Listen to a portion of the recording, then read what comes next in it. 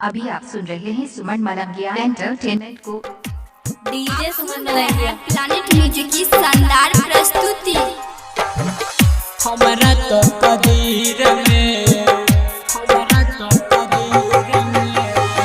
चलही लगे जान, हमरा तो कदीर में चलही लगे जान, हमरा तो कदीर में। म्यूजिक डायरेक्टर किशन राज डीजे सुमन दीवाना। ससुराल जाए छिटा जो जान खुश तू रही है, सैया के सेज सजाई है, हमरा तू भूल जाई है।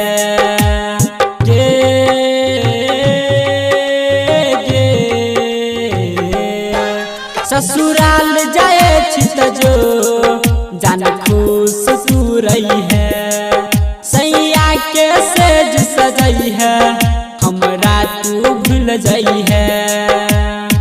छलही नहीं हमारा तू हाथ के लकीर में, छलही नहीं हमारा तू हाथ के लकीर में, नहीं छलही गे जान हमरा तो कदीर में, छलही नहीं गे जान हमरा तो कदीर में। डीजे गुड मधुबनी प्लैनेट म्यूजिक दरभंगा। छलही नहीं गे जान हमरा तो कदीर में। दोष नहीं तोहरा ऊपर बाला सब कराबे गे, कबो हंसाबै तो कबो रोआबै गे।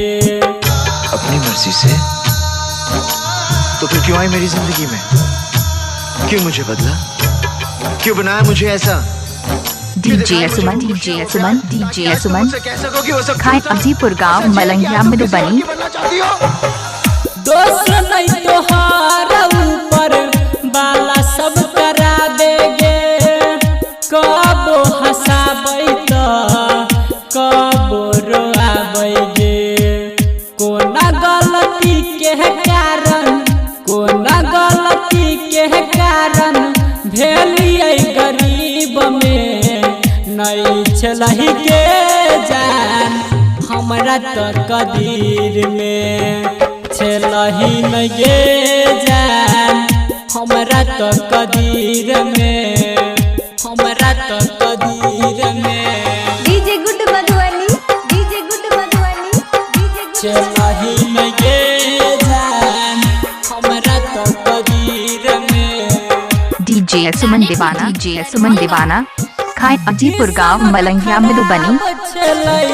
छूट गेलै साथ गे आखरी सहारा, तू छोड़ देलही हाथ गे।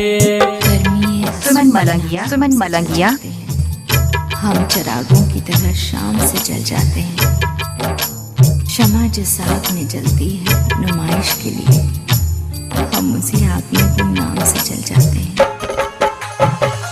किस्मत खराब चलै छूट गेलै साथ गे आखरी सहारा, तू छोड़ देलही हाथ गे। लागै रमन जी के, लागै रमन जी अब रहते तस्वीर में, नहीं छलही गे जान हमरा तो कदीर में, छलही नहीं गे जान। डीजे सुमन मलंगिया मधुबनी। डीजे सुमन मोबाइल नंबर 8882452308 है।